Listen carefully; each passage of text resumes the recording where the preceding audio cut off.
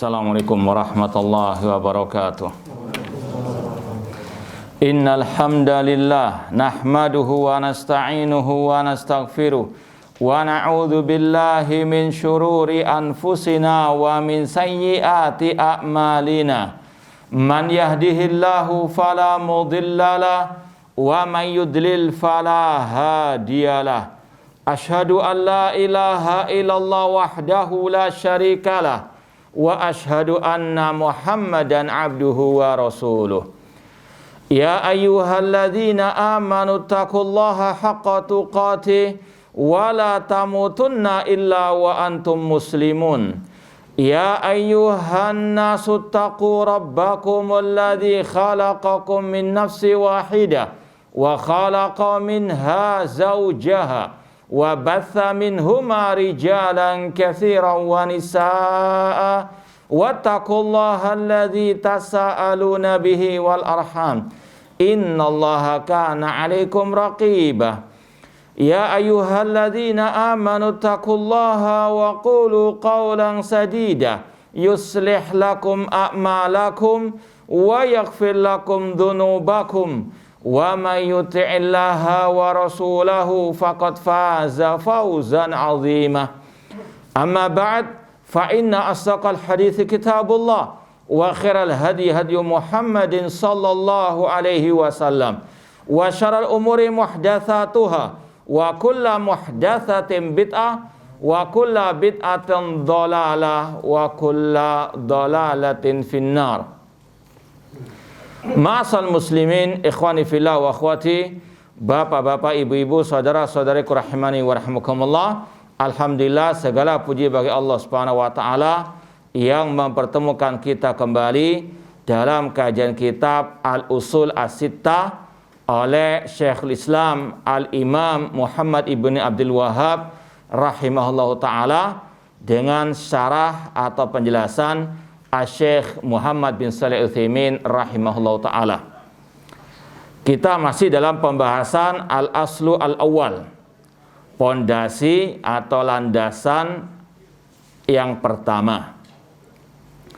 Halaman 8, pada pertengahan halaman di situ dikatakan oleh Syekh Muhammad bin Shalih Al-Utsaimin rahimahullah, wa kama bayyanallahu ta'ala al-ikhlasa wa azharahu bayyana diddahu wa huwa syirk. Kata Syekh Muhammad bin Shalih Al-Utsaimin rahimahullah, sebagaimana Allah telah menjelaskan tentang al-ikhlas dan Allah memerintahkan untuk kita al-ikhlas, memurnikan ibadah hanya kepada Allah. Wa adharahu, dan Allah menampakkannya dengan terang benderang. Kita ingat firman Allah surat Al-Bayyinah, wa ma umiru illa liya'budullaha mukhlishina lahuddina hunafa. Dan tidaklah mereka diperintah kecuali untuk mengikhlaskan, memurnikan agama, ibadah hanya kepada Allah semata, hunafa, dalam keadaan lurus bertauhid, berpaling dari kesyirikan. Bahkan Allah menurunkan satu surat, namanya apa? Al-Ikhlas. Surat yang kata Rasul ta'dilu thulutsal Quran, sepertiga apa? Al-Quran. Yang keutamaannya sangat banyak sekali. Kalau kita misalkan sebutkan salah satunya, Rasul SAW mengatakan, man qara'a qul huwallahu ahad hatta yakhtimah asyra marrat banallahu lahu baitan fil jannah. Kata Rasul SAW dalam hadis riwayat Imam Ahmad dan disahihkan oleh Syekh Al-Albani rahimahullah, barang siapa membaca surat Al-Ikhlas 10 kali, Allah bangunkan rumah di surga. Keutamaan yang luar biasa. Bahkan dahulu ada seorang komandan perang istilahnya, ketika jadi imam salat sering membaca Al-Ikhlas. Ketika ditanya, kenapa engkau melakukan hal tersebut? Sang imam menjawab, li'annaha sifatur rahman wa ana uhibbu an aqra'a biha. Karena surat Al-Ikhlas itu berkaitan dengan sifat Allah Ar-Rahman. Maka aku suka dengan membacanya atau suka membacanya. Maka Rasul mengatakan, akhbiru anallahu yuhibbu. Beritahukanlah kepadanya Allah mencintainya karena dia mencintai surat apa? Al-Ikhlas. Dan di antara sebab penamaan Al-Ikhlas atau surat itu dengan Al-Ikhlas, di antaranya kata para ulama, kalau kita membacanya, memahami isinya, berpegang teguh dengannya, insya Allah kita akan bisa ikhlas. Ini sekali lagi, Allah telah menjelaskan tentang Al-Ikhlas, tentang artinya, tentang maknanya. Dan Allah memerintahkan kita untuk betul-betul mengikhlaskan semua ibadah kita hanya kepadanya. Qul inna salati wa nusuki wa mahyaya wa mamati lillahi rabbil alamin. Katakanlah sesungguhnya salatku, sesembelihanku, hidup dan matiku hanyalah untuk Allah Rabb semesta alam. Ini sekali lagi Allah telah menjelaskan tentang Al-Ikhlas, tentang At-Tauhid. Bahkan Al-Quran kulluhu At-Tauhid. Ini yang sudah sering kita sampaikan, bahwasanya Al-Quran isinya tentang At-Tauhid. Dari awal sampai akhir intinya tentang At-Tauhid. Kemudian tidak cukup Allah hanya menjelaskan tentang Tauhid, namun wa bayyana diddahu. Allah juga menjelaskan lawan dari At-Tauhid, yaitu asyirk, kesyirikan. Makanya sesat kalau ada dai yang mengatakan cukup kita menjelaskan tentang tauhid saja, atau dengan ungkapan lain cukup hanya menyeru kepada al-ma'ruf saja. Tidak, harus apa? Ada nahi mungkar. Allah tidak mencukupkan dengan penjelasan tauhid saja, namun dengan apa? Menjelaskan masalah kesyirikan juga. Orang-orang itu apa? Ngemintri Allah dan Rasul. Kata mereka kalau kita jelaskan tauhid, pasti mereka akan jauh dari syirik. Tidak cukup.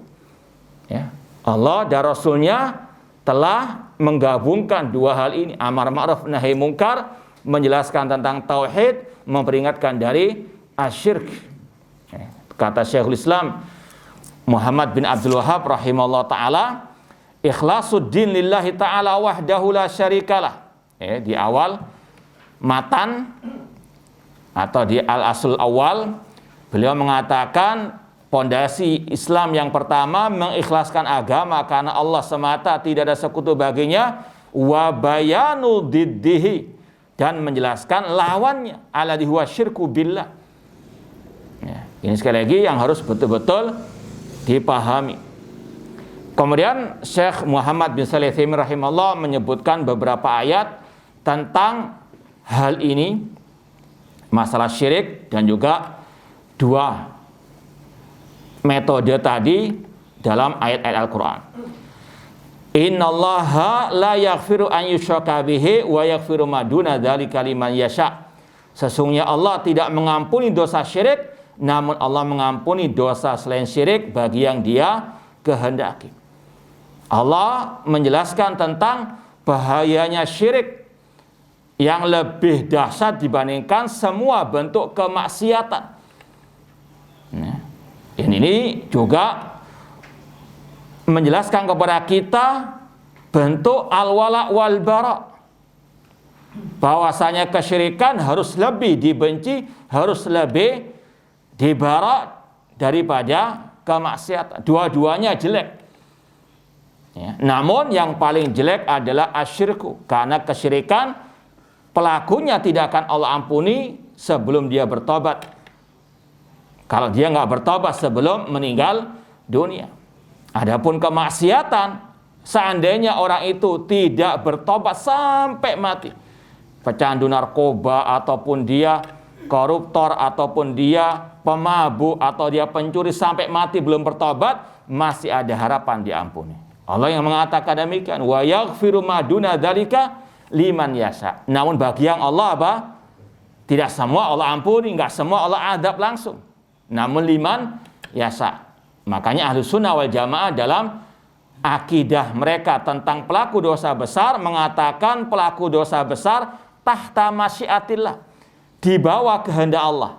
Dari kata-kata liman yasha, pelaku dosa besar di bawah kehendak Allah.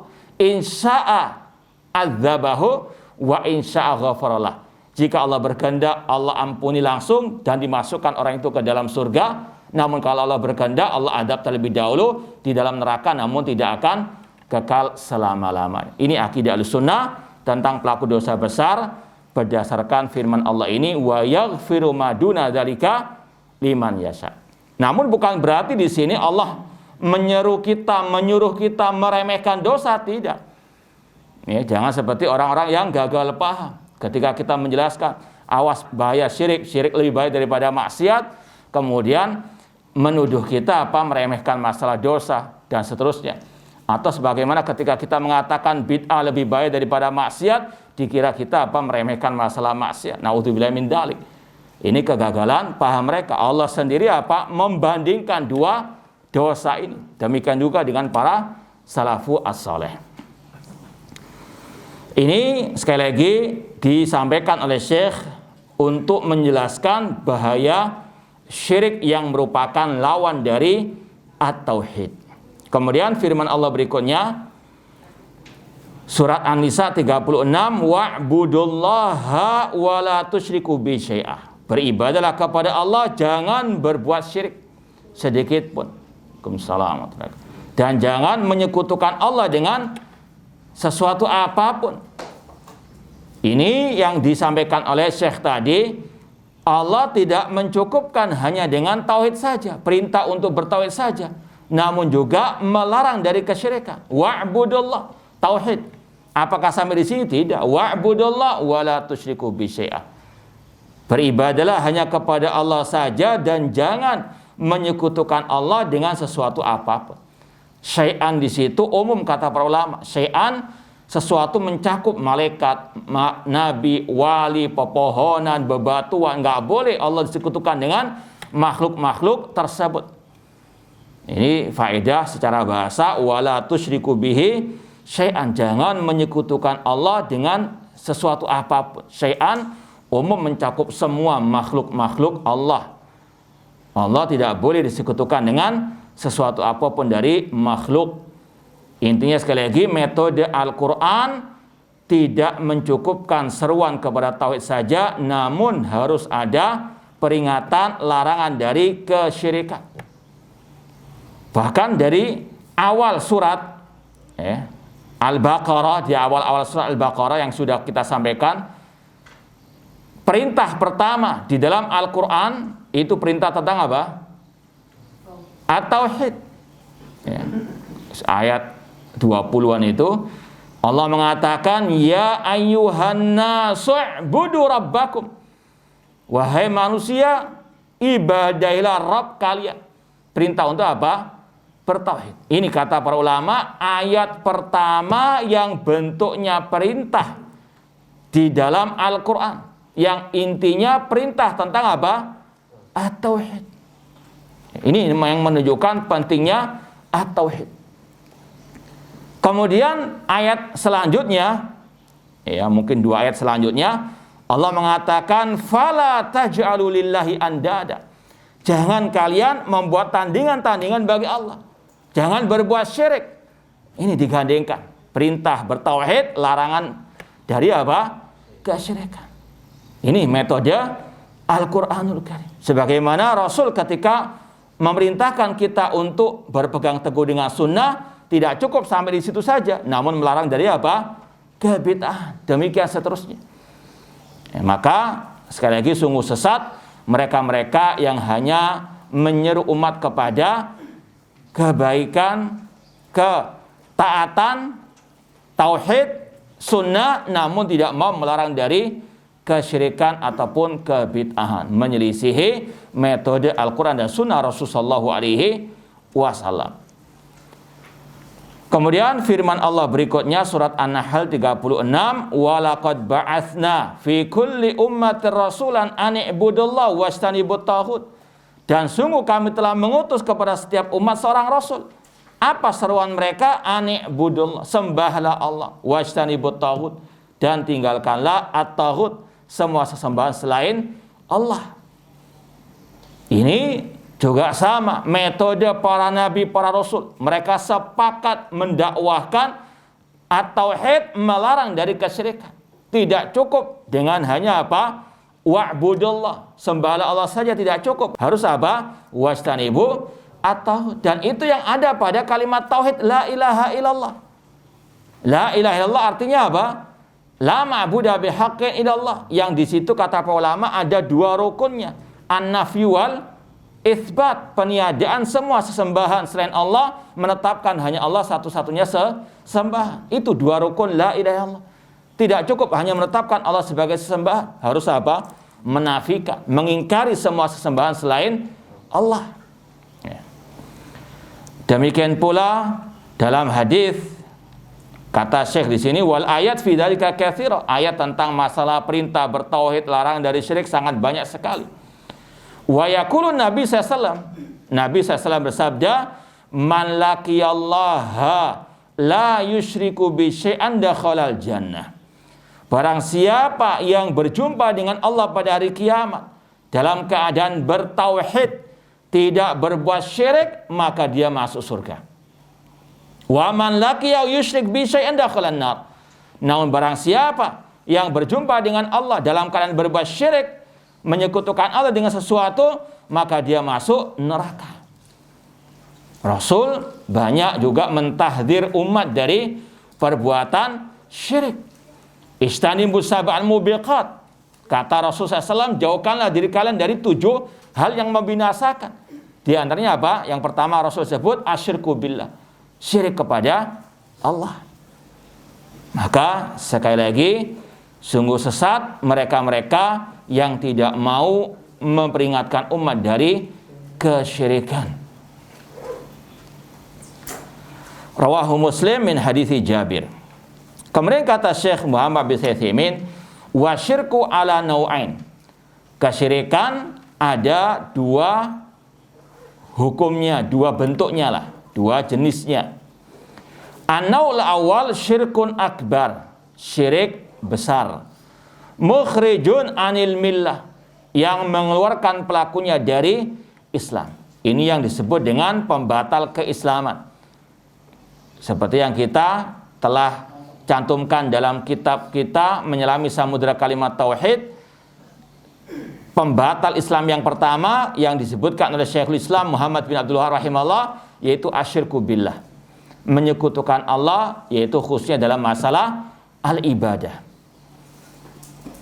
Bahwasanya orang yang telah mengucapkan 2 kalimat syahadat itu bisa batal kalimat syahadatnya kalau melakukan salah satu dari 10 pembatal keislaman. Meskipun kata para ulama, pembatal keislaman bukan 10 saja, buahnya, bahkan sebagian mengatakan 400 pembatal keislaman. Ini semuanya untuk memotivasi kita banyak-banyak belajar apa itu syirik, apa itu tauhid. Dan untuk kita apa? Menjauhkan diri dari kesyirikan tersebut. Nanti akan disampaikan tentang bagaimana para anbiya Khalilullah sangat takut dari kesyirikan. Intinya sekali lagi, di antara salah satu pembatal keislaman asyirku billah. Orang yang mengucapkan 2 kalimat syahadat atau orang muslim itu bisa batal keislamannya, bisa batal keimanannya, bisa batal kalimat syahadatnya kalau melakukan salah satu pembatal keislaman yang telah disebutkan oleh Allah dan Rasulnya dan telah dijelaskan oleh para ulama ahlu sunnah wal jamaah. Sebagaimana kata Syekhul Islam Muhammad bin Abdul Wahhab rahimahullah, ini seperti wudhu yang bisa batal. Orang sudah wudhu bisa batal. Sebagaimana orang yang mengucapkan 2 kalimat syahadat, orang muslim bisa batal keislamannya. Dan ini yang telah Allah isyaratkan dalam ayat-ayat Al-Quranul Karim. Wa kafaru ba'da islamihim. Mereka kafir setelah keislaman mereka. Laqad kafartum ba'da imanikum. Kalian telah kafir setelah keimanan kalian. Ya, jadi sekali lagi, orang itu bisa murtad dari al-Islam.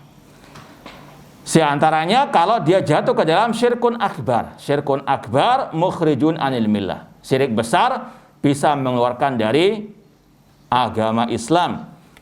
Apa definisi syirik besar? Kata Syekh Muhammad bin Utsaimin, kullu syirkin atlaqahu asyari'u wa huwa munafin litauhidi munafatan mutlaqatan. Syirik besar adalah setiap kesyirikan yang dimutlakkan oleh syariat atau dalil Al-Quran dan Sunnah, dan dia bertentangan dengan tauhid secara mutlak. Setiap kesyirikan yang dimutlakkan oleh syariat dan dia bertentangan dengan tauhid secara mutlak.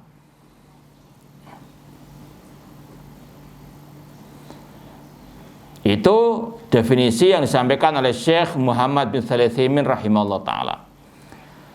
Namun wallahu alam, yang lebih terang lagi ada definisi sebagian ulama yang lain yang juga masyhur, yaitu taswiyatu ghairillah billah fima huwa min khasaisillah. Taswiyatu ghairillah billah, taswiyatu ghairillah billah fima huwa min khasaisillah. Menyamakan selain Allah dengan Allah di dalam hal-hal yang merupakan kekhususan Allah. Taswiyatu ghairillahi billah fima huwa min khasaisillah. Menyamakan selain Allah dengan Allah dalam hal-hal yang merupakan kekhususan Allah.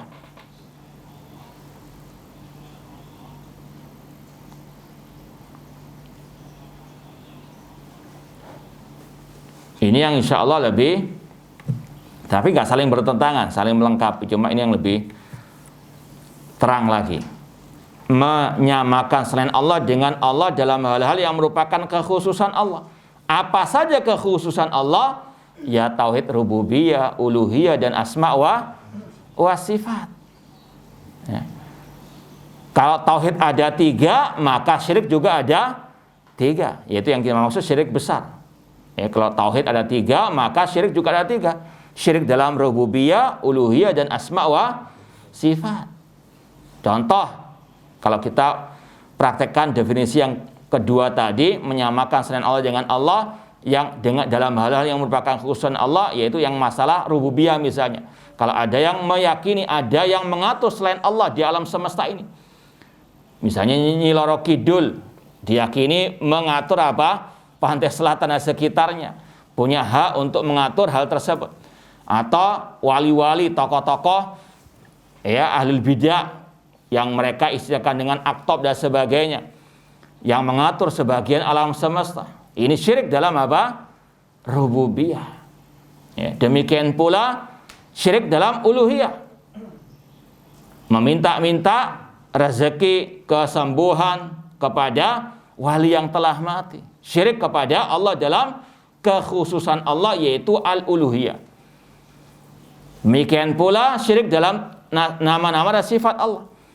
Kalau mengatakan nama Allah sama dengan nama makhluk dalam hakikatnya, atau mengatakan ada makhluk, ada manusia yang tahu yang gaib, ini syirik dalam apa? Nama dan sifat Allah, yang itu merupakan kekhususan Allah Subhanahu wa ta'ala. Ini sekali lagi definisi syirik besar yang mencakup 3 kekhususan Allah tadi. Meskipun memang di kebanyakan buku-bukunya Syekhul Islam Muhammad bin Abdul Wahhab rahimahullah lebih diarahkan kepada syirik dalam uluhiyah. Ya, seperti di sini dan juga dalam kitab yang sudah kita pelajari Al-Usulul Tsalatsa ataupun kitab Kasyfus Syubuhat dan seterusnya, lebih ke arah syirik dalam masalah apa? Al-uluhiyah. Makanya beliau ketika mendefinisikan tauhid dalam kitab Al-Usulul Tsalatsa mengatakan syirik adalah da'watu ghairillahi ma'ah, yaitu menyeru kepada selain Allah meskipun dia juga menyeru kepada Allah, beribadah kepada selain Allah meskipun dia juga terkadang beribadah kepada Allah. Lebih diarahkan kepada uluhiyah. Demikian pula ketika beliau membahas pembatal keislaman yang kita isyaratkan tadi, yaitu asyirku fil ibadah. Syirik dalam masalah apa? Ibadah. Ini tidak bertentangan. Beliau mengarahkan lebih mengidentikan kepada uluhiyah karena ini yang banyak terjadi terutama di zaman beliau. Paham? Ya, makanya sudah sering kita sampaikan ada definisi syirik yang umum, ada yang lebih apa? Khusus, dan itu tidak bertentangan. Sebagaimana al-Islam. Islam ada definisi yang umum, ada definisi yang apa? Khusus. Islam yang definisi umum seperti yang disampaikan oleh Syekhul Islam Muhammad bin Abdul Wahhab rahimahullah dalam kitab Al-Usulul Tsalatsa, al-istislam lillahi bit tauhid wal inqiyadu lahu bit ta'ah wal baratu minasyirki wa ahlihi. Yaitu menyerahkan diri kepada Allah dengan bertauhid, tunduk patuh kepada perintah Allah, berlepas dari kesyirikan dan orang yang berbuat kesyirikan. Namun Islam secara khusus yaitu apa yang diajarkan oleh Rasul sallallahu alaihi wasallam. Ya, semua para nabi membawa ajaran Islam, yaitu Islam yang bermakna umum tadi. Paham? Ya. Namun definisi Islam secara khusus yaitu apa yang diajarkan oleh Rasul sallallahu alaihi wasallam. Nah, demikian pula kenapa kok Syekhul Islam mengkhususkan atau lebih mengidentikan syirik dengan syirik uluhiyah al-ibadah, karena ini yang paling apa? Samping paling banyak terjadi dan ini paling penting untuk dibahas. Ya, karena peperangan antara para nabi dan kaum mereka dari kaum musyrikin itu masalah tauhid al-uluhiyah, masalah syirik apa?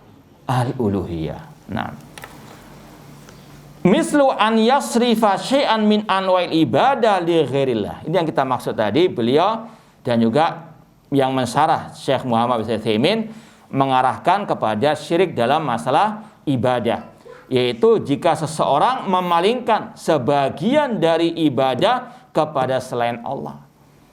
Bi an yusalli li ghairillah, seperti orang itu salat ditujukan untuk selain Allah, salat untuk jin, ya, salat untuk misalnya orang yang telah mati, betul-betul dipersembahkan salat itu untuk selain Allah. Au yadbah li ghairillah, atau menyembelih bukan untuk selain Allah.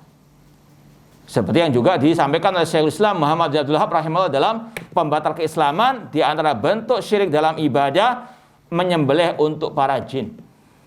Ya, seperti yang kita pernah isyaratkan, banyak orang-orang yang mau membangun rumah, apartemen atau hotel, itu harus apa? Nanam kepala kambing dahulu.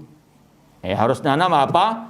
Sesembelihan kepada selain Allah Subhanahu wa taala. Paham? Ya. Mungkin kalau ada syubhat, loh kan kita boleh menyembelih pitik atau ayam atau bebek untuk apa? Tamu. Kan untuk selain Allah. Ya, maka dijawab oleh para ulama yang dimaksud dalam pembahasan sesembelihan kepada selain Allah itu bukan permasalahan daging yang dipersembahkan. Namun definisi menyembelih dalam kitab tauhid yaitu izhaqun nafsi wa iraqatud dima, yaitu istilahnya menghilangkan nyawa ataupun menumpahkan darah dari yang disembelih tadi, dipersembahkan kepada Allah Subhanahu wa taala. Ya. Makanya antum misalnya menyembelih hewan kurban, antum sembelih sudah gugur apa? Kewajiban antum. Antum mau makan, nggak mau makan, terserah antum. Betul nggak? Itu yang disebut dengan apa istilah? Sesembelihan dalam rangka ibadah. Paham? Bukan yang dimaksudkan adalah daging yang akan dihidangkan. Ini bukan pembahasan penyembelihan dalam kitab at-tauhid. Makanya orang-orang itu ketika menyembelih kerbau yang diarak kepalanya, nggak mereka makan. Yang penting mereka sudah apa? Menumpahkan darah binatang tersebut. Paham? Jadi jangan sampai tercampur adukan antara Islam menyembelih yang merupakan syirik kalau ditujukan kepada selain Allah dalam kitab-kitab akidah atau tauhid dengan istilah menyembelih untuk apa? Kalau menyembelih untuk tamu itu sesembelihan yang ditujukan dagingnya, Paham? Yang dimaksudkan adalah apa? Mengambil manfaat dari dagingnya. Namun kalau dalam bab tauhid, penyembelihan adalah menghilangkan nyawa dari binatang tersebut dan menumpahkan darahnya untuk dipersembahkan kepada Allah Subhanahu wa taala. Sekali lagi seperti antum tadi, antum berkorban, antum kasihkan ke siapa yang menyembelih terserah, yang penting disembelih. Antum makan daging, nggak makan dagingnya sudah selesai apa kewajiban antum. Paham? Beda kalau menyembelih untuk tamu, ya, menyembelih tamu pasti dagingnya apa? Dimanfaatkan. Paham? Wallahu taala alam. Bi an yusalli li ghairillah aw yadbah li ghairillah, menyembelih untuk selain Allah. Terkadang juga perguruan-perguruan tenaga dalam juga demikian, mau sakti madraguna nyembelih pitik yang hitam ya wak semuanya. Ya karena hatinya sudah hitam, jadi ya sudah syirik, hatinya hitam, cari apa? Ayam warna apa? Nah, untuk syarat dipersembahkan kepada yang ya mereka tujukan dari jin-jin dan sebagainya, tempat-tempat keramat, gunung-gunung dan sebagainya. Ini yang mereka maksud, nggak mereka makan, mereka tanam atau mereka persembahkan kepada jin-jin apa tersebut. Ini namanya yadbah li ghairillah. Na'udzubillahi min dzalik. Au yandzur li ghairillah, atau bernadar untuk selain Allah Subhanahu wa taala. Ya. Misalnya ada orang yang mengatakan ya, saya akan misalnya memberikan separuh harta saya kepada ya, penjaga kuburan keramat ini ya, kalau saya diterima di ya, perusahaan ini dan itu ya, dia ingin apa? Dengan nadarnya itu untuk menggait sang wali yang telah mati agar apa? Bisa mengabulkan keinginannya tersebut. Nazar untuk selain Allah Subhanahu wa taala. Naudzubillahi min dzalik. Au an yad'u ghairallah, atau dia berdoa kepada selain Allah. Doa wal ibadah, doa adalah ibadah. Nazar juga ibadah, sesembelihan adalah menyembelih ibadah. Semuanya harus diserahkan kepada Allah. Iyyaka na'budu wa iyyaka nasta'in. Kalau menyerahkannya kepada selain Allah, itulah syirik billah, asyirkul akbar.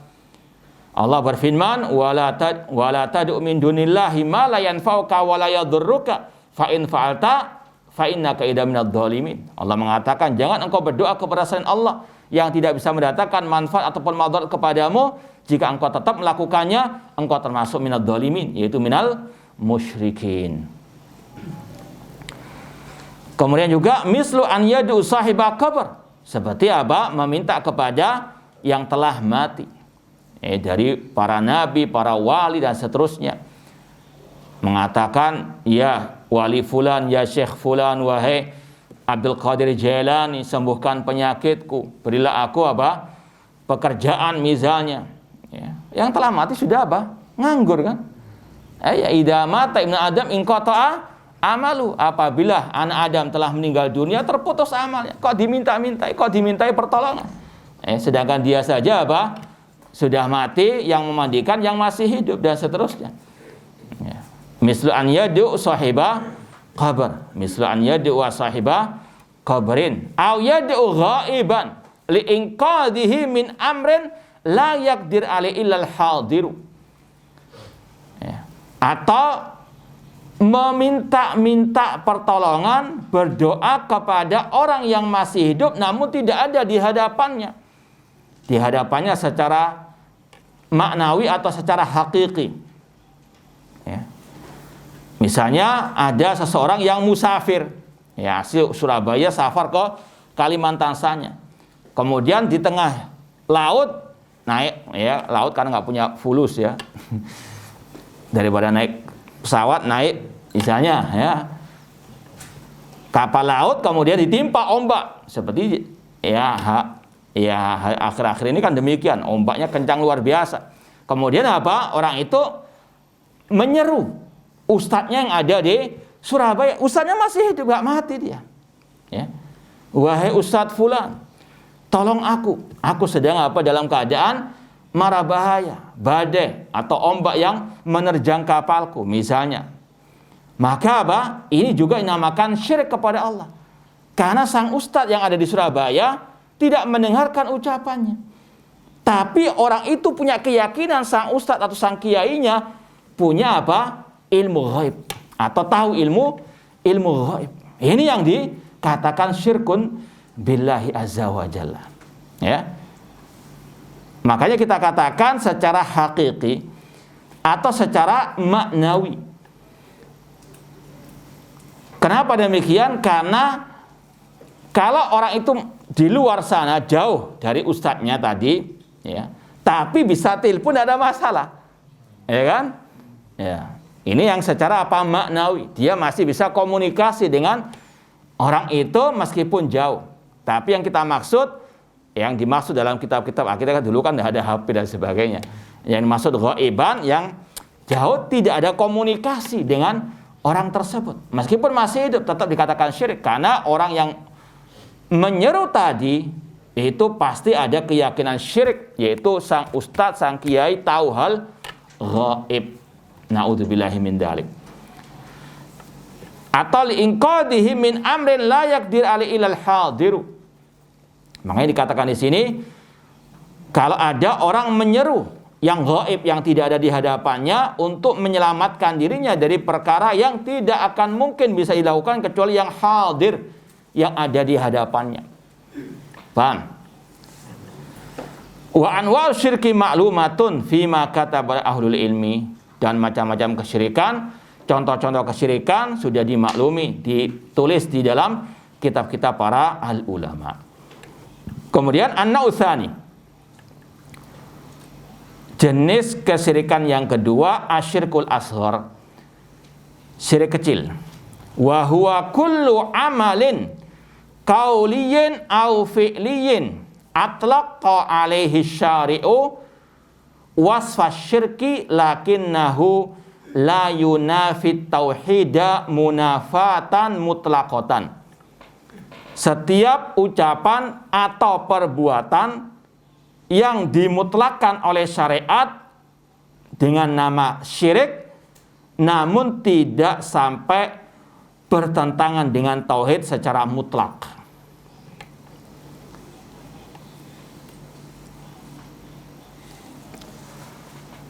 Jadi ini definisi syirik kecil yang disampaikan oleh Syekh Muhammad bin Shalih Al-Utsaimin rahimallahu ta'ala.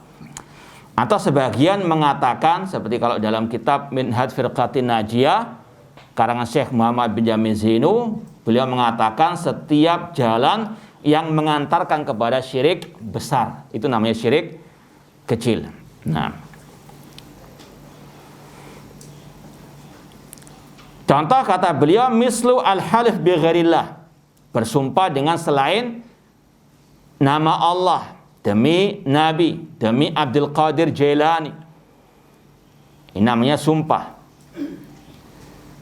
Kalau dalam bahasa Arab itu sudah pernah kita sampaikan, ada redaksi khusus uslub al-qasam. Ya, ada misalnya wawu. Kemudian ada yang dijadikan sumpah, wallahi, ya, itu namanya sumpah. Contoh, misalnya kalau kita mengatakan warabbil ka'bati, demi Rabbnya apa? Ka'bah. Ya, itu ada bahasanya warabbi pasti apa? Kasroh. Wallahi, namanya sumpah. Paham? Ya, kalau misalnya bersumpah dengan mengatakan wan nabi, boleh enggak? Hah?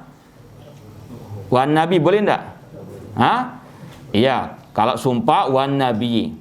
Boleh enggak mengatakan wan nabiyu? Nah? Boleh enggak? Ini bahasa Arab memang. Ya, dimaklumi lah kalau memang belum belajar bahasa Arab. Ya, wan nabiyu bukan sumpah, boleh. Iya. Ya, wan nabi Muhammadun sallallahu alaihi wasallam. Ya, intinya kalau dalam bahasa Arab ada redaksi khusus masalah apa? Sumpah. Nah,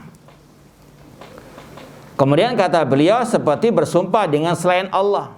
Namun ada perinciannya, fal halif bi ghairillah alladzi la ya'taqid anna li ghairillahi ta'ala minal 'azamati ma yumathilu 'azamatallah musyrikun syirkan asghar.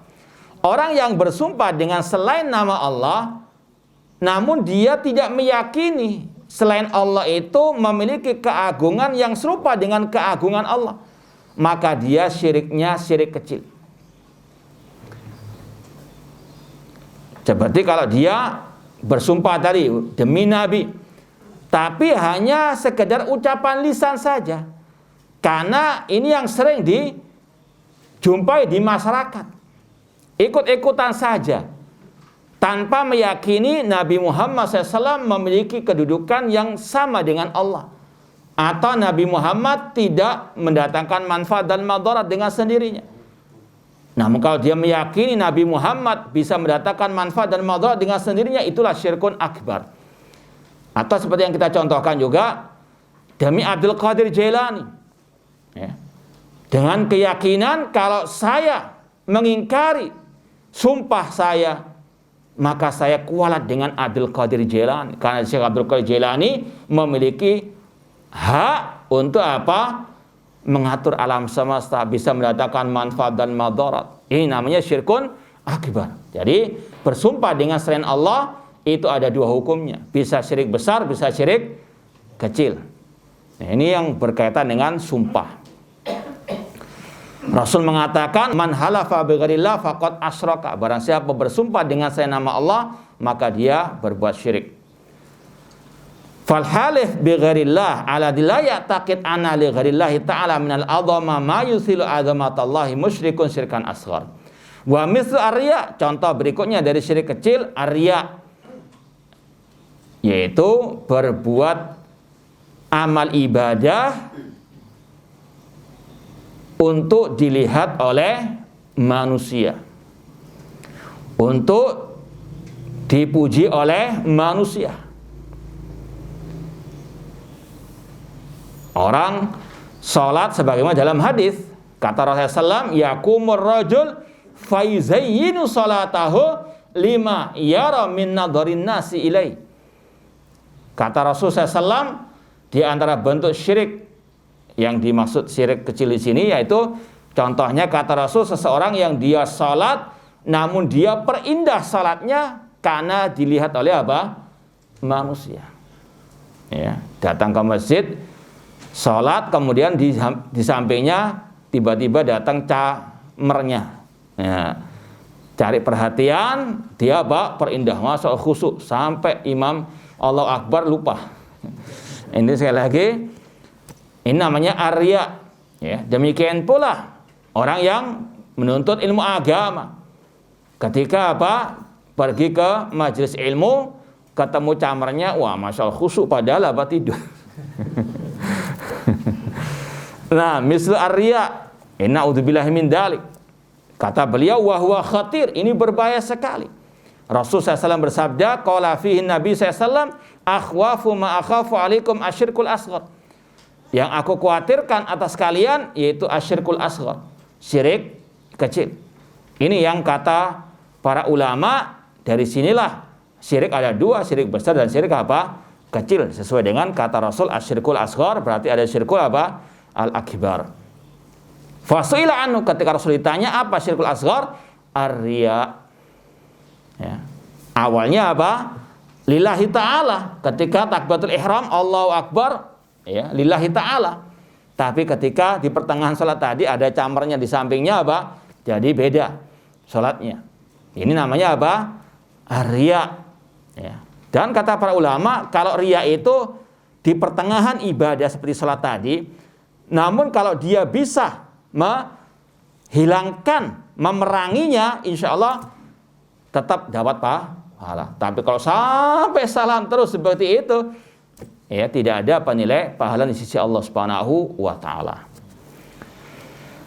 Wa qad yasilu riya ila syirkil akbar. Ya, riya syirik kecil ini bisa mengarah kepada syirik besar. Makanya tadi kata Syekh Muhammad bin Jamil Zainu ketika mendefinisikan syirik kecil, yaitu setiap jalan yang bisa mengantarkan kepada syirik besar, itu namakan syirku al-asghar. Contoh ya, mungkin waktu orang itu belajar di suatu pondok, kemudian tadi ada perasaan riya, ingin memamerkan ibadahnya kepada kiainya, kepada ustadznya misalnya. Awalnya apa? Masih syirkul asghar, ya, lillahi ta'ala awalnya, cuma ya ditambah-tambahi tadi, dihiasi-hiasi untuk selain Allah, riya. Namun mungkin ketika sang kiai mati, sang ustadznya mati, kemudian apa? Dikeramatkan selain Allah Subhanahu wa ta'ala, ingin mendapatkan syafaat di sisi Allah. Ini dari syirik kecil menjadi syirik apa? Al-akbar. Intinya sekali lagi, syirik kecil perantara menuju kepada syirku al-akbar. Nah, waqad matsala Ibnu Qayyim rahimahullah li syirkil asghar bi yasir riya. Ibnu Qayyim rahimahullah ketika mencontohkan syirik kecil dengan istilah yasir riya. Yasir itu artinya sedikit riya.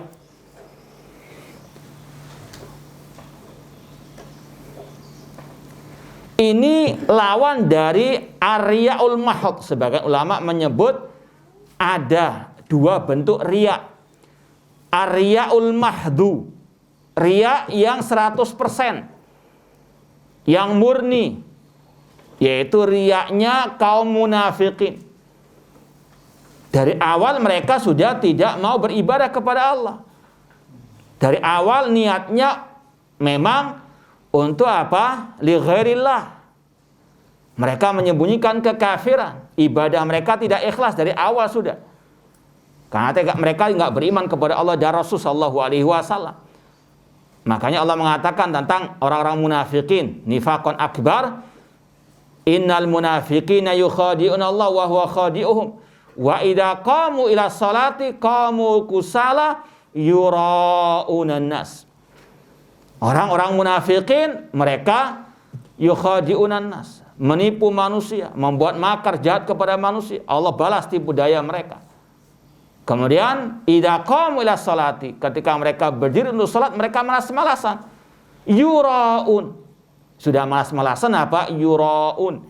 Riya. Ini riyanya orang apa? Munafikin, nifaqan akbar, nifak yang besar, yang Allah mengatakan innal munafiqina fid darkil asfali minan nar. Ini namanya ar-riyaul mahdu, riya yang murni 100%. Ini bukan syirkul asghar, ini masuk ke dalam kategori apa? Al-kufrul akbar, ya. Kemudian kata beliau, wa hadza yadullu. Jadi yang kedua ada yasir riya. Jadi ada ar-riyaul mahdu, ada yasiru ar-riya, yasir riya yang kita bahas di sini.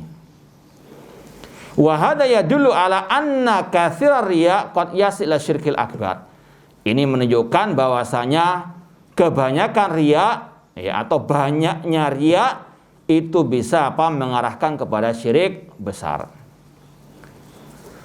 Wa qad dhahaba ba'du ahli ilmi ila anna qaulahu ta'ala innallaha la yaghfiru an yushraka bihi yasmal kulla syirkin walau kana asghara. Maka dari sinilah sebagian ulama berpendapat tentang firman Allah yang kita baca tadi, Allah tidak mengampuni dosa syirik. Sebagian ulama berpendapat yang dimaksud syirik di situ syirik kecil dan juga syirik besar. Ya, ini sebagian pendapat ulama. Kalau tidak salah pendapat Syekhul Islam Ibnu Taimiyah rahimahullah. Tapi yang masyhur bahwasanya yang dimaksud dengan syirik yang tidak akan Allah ampuni yaitu syirik besar.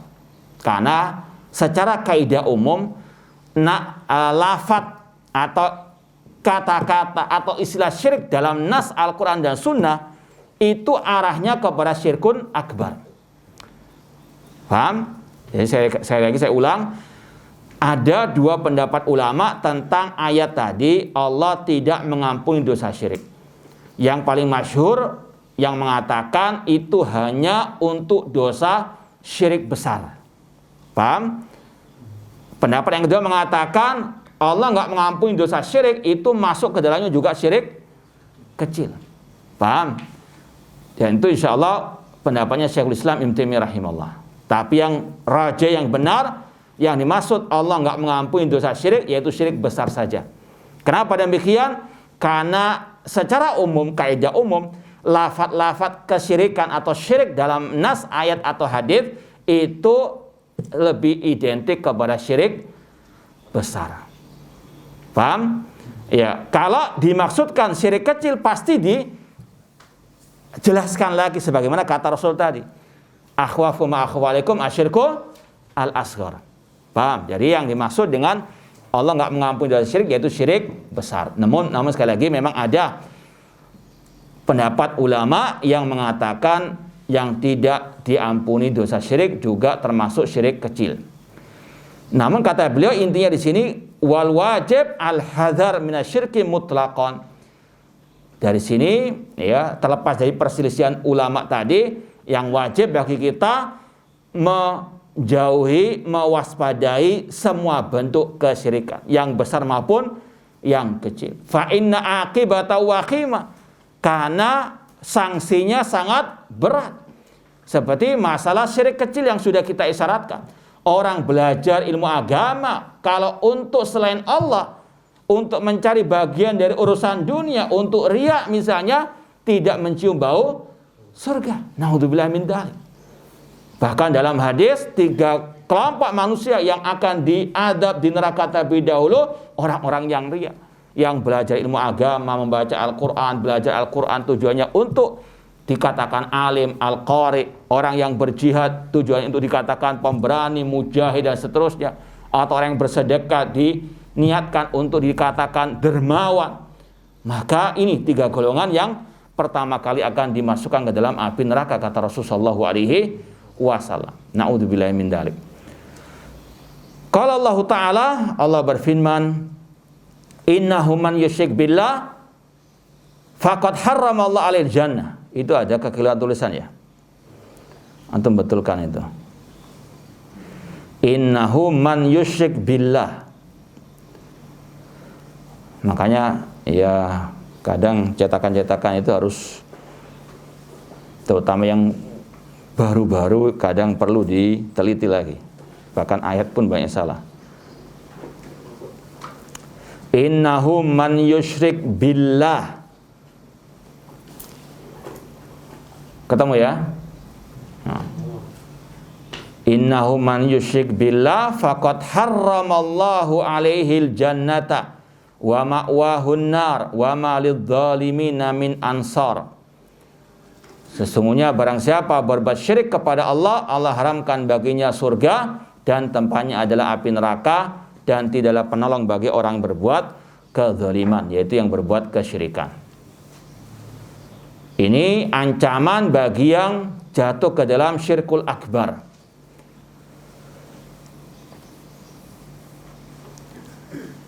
Artinya kata beliau, faida hurrimatil jannatu 'alal musyrik lazima an yakuna khalidan finnari abada.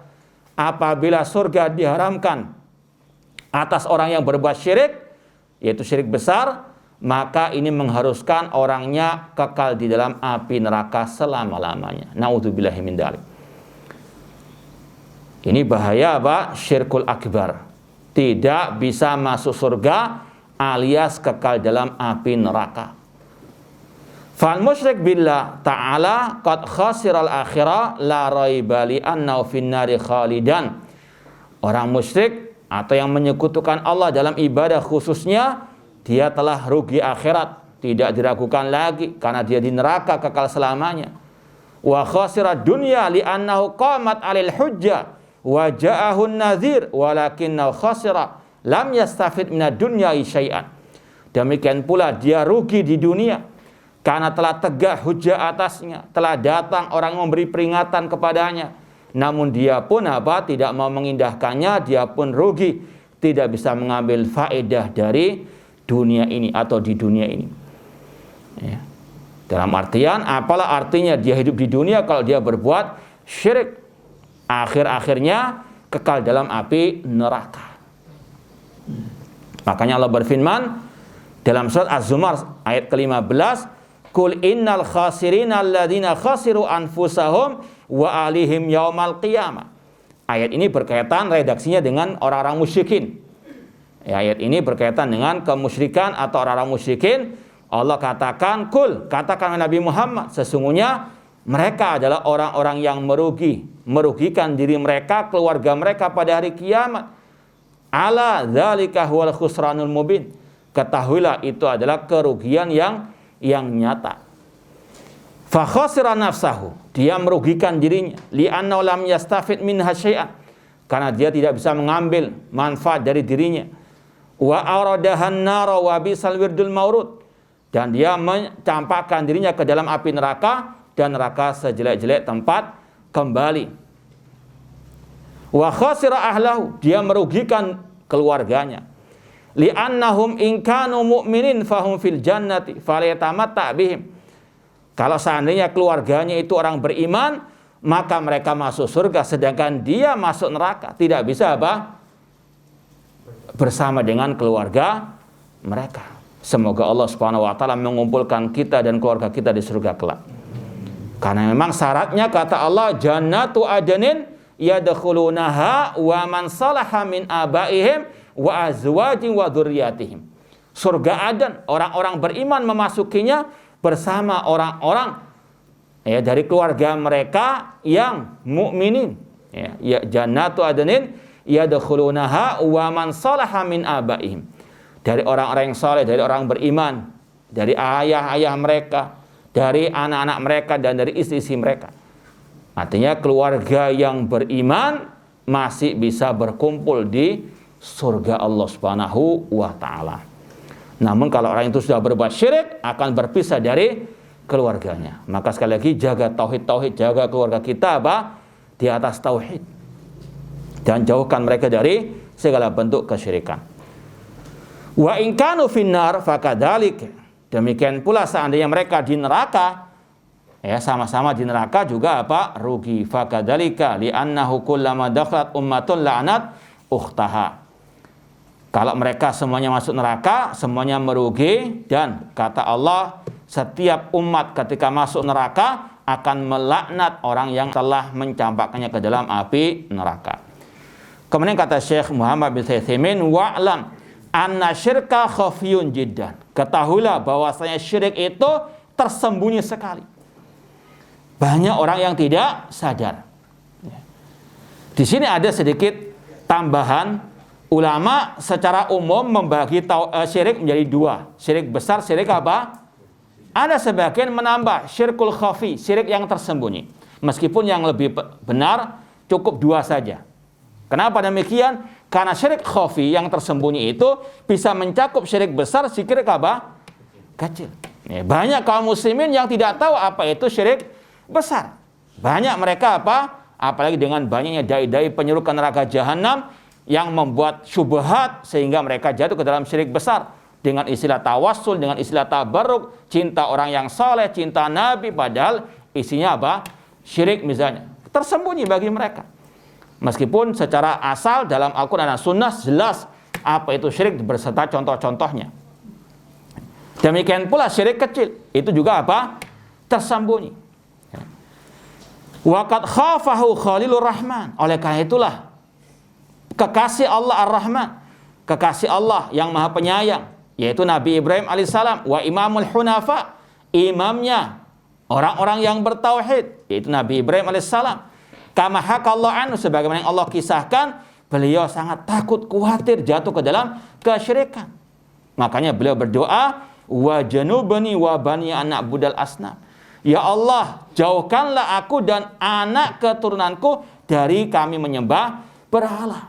Ini imamul hunafa yang paling kuat tauhidnya, takut jatuh ke dalam kesyirikan. Kenapa?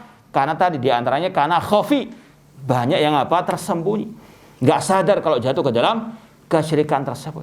Makanya perlu terus diingatkan, terus disampaikan kepada umat tentang apa itu syirik dan bahaya syirik. Karena sangat amat tersembunyi. Jangan mengatakan saya sudah khatam akidah, saya sudah khatam tauhid. Naudzubillah min dzalik. Ini Imamul Hunafa, Nabi Ibrahim alaihissalam, yang luar biasa dakwah tauhidnya sampai beliau dibakar oleh raja pada waktu itu. Namun masih takut jatuh ke dalam kesyirikan. Demikian pula Nabi kita Muhammad SAW, beliau juga sama dengan Khalilullah, kekasih Allah, Nabi Ibrahim alaihissalam. beliau juga berdoa kepada Allah. Allahumma inni a'udzubika an usyrika bika a'lamu wa astaghfiruka lima la a'lamu. Ya Allah, aku berlindung kepadamu dari kesyirikan yang aku ketahui, dan aku mohon ampun kepadamu dari syirik yang tidak aku ketahui. Ya, karena mungkin ada ketergelinciran dan seterusnya. Ini sekali lagi Nabi Muhammad SAW Sayyid Waladi Adam, yang paling mulia di atas muka, yang paling kuat tauhidnya, masih kuat terjatuh ke dalam kesyirikan. Namun sekali lagi sungguh sombongnya orang-orang yang mengatakan sudah nggak perlu lagi dakwah tauhid, nggak perlu lagi dakwah melarang orang dari kesyirikan, semuanya sudah bertauhid. Naudzubillahi min dzalik. Ini para ulul azmi minar rusul, dua manusia termulia di atas muka bumi ini, Nabi Muhammad SAW, Nabi Ibrahim, masih khawatir jatuh ke dalam kesyirikan. Kemudian Syekh Muhammad Al-Utsaimin membahas arti wa junubni. Wa ta'ammal qaulahu, renungkanlah ucapan Nabi Ibrahim tadi, wa junubni. Apa arti wa junubni? Walam yakul imna'ni. Nabi Ibrahim tidak mengatakan imna'ni, cegahlah aku, namun jauhkanlah aku. Kenapa demikian? Li'anna makna ujunubni ay ij'alni fi janib wa ibadatil asnam wa ibadatil asnam fi janib. Maksud wa junubni artinya jadikan aku di satu sisi, sedangkan ibadah kepada berhala di sisi yang lain. Ya, tahu terjemahnya tadi. Jauhkanlah diriku dari menyembah berhala. Wa hadza ablagh min imna'ni, dan itu lebih mendalam artinya daripada imna'ni, cegahlah aku dari kesyirikan. Li'annahu idza kana fi janib wa hiya fi janib kana ab'ad.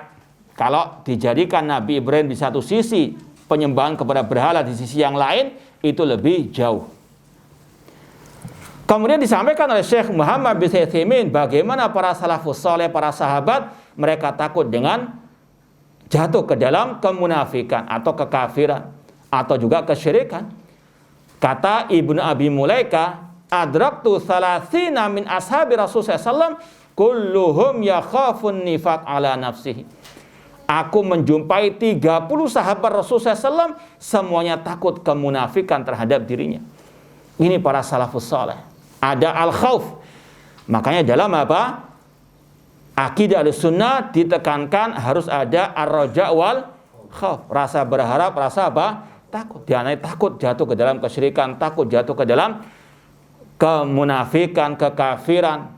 Ya. Meskipun juga harus diiringi dengan ar-raja, terus berharap kepada Allah. Dengan berdoa. Menggabungkan antara ar-raja wal khauf. Jangan roja saja, saya sudah ngaji tauhid bertahun-tahun. Saya sudah ikut usul sittah 2 edisi.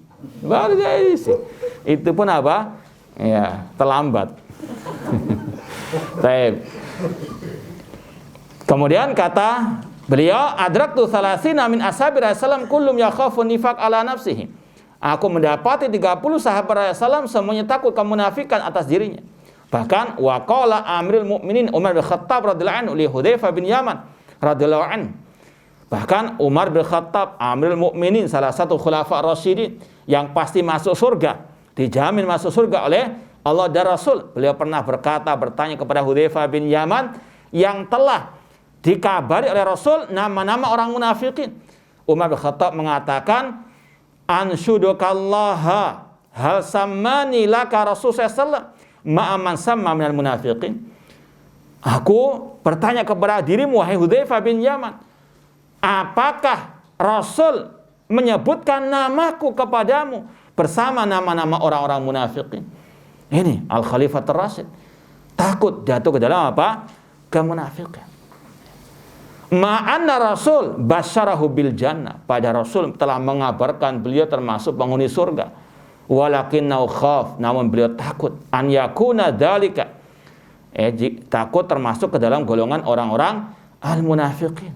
Lama dhahara li Rasul sallallahu min af'ali fi hayati fala ya'man nifaq illa munafiqun. Beliau khawatir setelah meninggalnya Rasul sallallahu alaihi wasallam jatuh ke dalam hal-hal tersebut. Fala ya'man nifaq illa munafiq. Ada ungkapan dari ulama, tidaklah yang merasa aman dari kemunafikan kecuali orang munafik. Wala yakhafun nifaq illa mu'minun. dan tidaklah yang takut kemunafikan kecuali orang yang beriman. Ini yang harus ada dalam diri kita. Makanya terus belajar dan belajar tentang tauhid, tentang al-aqidah. Ya, karena sebagaimana kita posting kemarin, salah satu yang menunjukkan akidah lebih utama daripada fikih, karena orang yang menyimpang dalam masalah akidah, yang menyelisih akidah salaf, kalau nggak jatuh ke dalam kekafiran, ya ke bid'ahan. Kalau nggak jadi kafir, ya apa? Ahlil bid'ah. Berat. Ya, maka sekali lagi, ini salah satu tujuan kita terus belajar dan mengajar at-tauhid dan al-aqidah. Karena ini sekali lagi sangat berat, ya, sangat abad. Nah, perlu dikhawatirkan. Fa'alal abdi an yahrisa alal ikhlas. Kesimpulannya, wajib bagi kita semuanya untuk terus ikhlas dan terus mengoreksi keikhlasan kita. Wa an yujahid nafsahu alai, berjihad, berjuang untuk ikhlas. Qala ba'dus salaf, sebagian salaf berkata, ma jahadtu nafsi ala syai'in ma jahadtu alal ikhlas. Tidak ada yang lebih berat untuk aku perjuangkan melainkan masalah keikhlasan. Apalagi hati terus berbolak-balik. Maka harus banyak berdoa, ya muqallibal qulub tsabbit qalbi ala dinik. Fal musyrik fasyirku amru sa'bun jiddan. Kesyirikan perkaranya sangat berat sekali. Laisa bihayyin, tidak bisa diremehkan. Maka sekali lagi sungguh sesat orang-orang yang meninggalkan dakwah tauhid, tidak mau melarang kesyirikan. Ya. Walakin Allah yuyassir al-ikhlas alal abdi, namun Allah akan memudahkan keikhlasan bagi hambanya. Wa dzalika bi an yaj'alallah nasba ainihi, yaitu dengan Allah menjadikan orang tersebut selalu ingat kepada Allah, fayaqsid bi amali wajhallah, sehingga dia beramal hanya untuk mengharapkan perjumpaan dengan wajah Allah, mengharapkan ridha Allah, pahala di sisi Allah. Semoga Allah Subhanahu wa taala memberikan kepada kita keikhlasan dalam setiap aktivitas kita. Taib ini al-asl awal sudah kita selesaikan. Insyaallah kita lanjutkan pada pertemuan yang akan datang, al-aslu ats-tsani. Nah, kalau ada pertanyaan tafadhalu. Berkaitan dengan ayat Allah akan mengampuni dari selain syirik kepada siapa yang dia kehendaki. Apakah ada penjelasan kriteria siapa yang Allah kehendaki? Wallahu alam, kaidah secara umum tadi kita sampaikan pelaku dosa besar di bawah kehendak Allah. Yang penting masih ada tauhid. Masih ada apa? Al-iman. Itu ada harapan diampuni oleh Allah. Cuma siapa-siapanya wallahu taala alam, tidak ada dalil tentang hal itu, ya. Yang penting syarat utamanya orang itu bertauhid. Pelaku dosa besar di bawah kehendak Allah Subhanahu wa taala. Nah, ada yang lain? Baik, kita cukupkan sekian, kurang lebihnya mohon maaf. Aku qouli hada wa akhiru da'wana anil hamdulillahi rabbil alamin. Wassalamualaikum warahmatullahi wabarakatuh.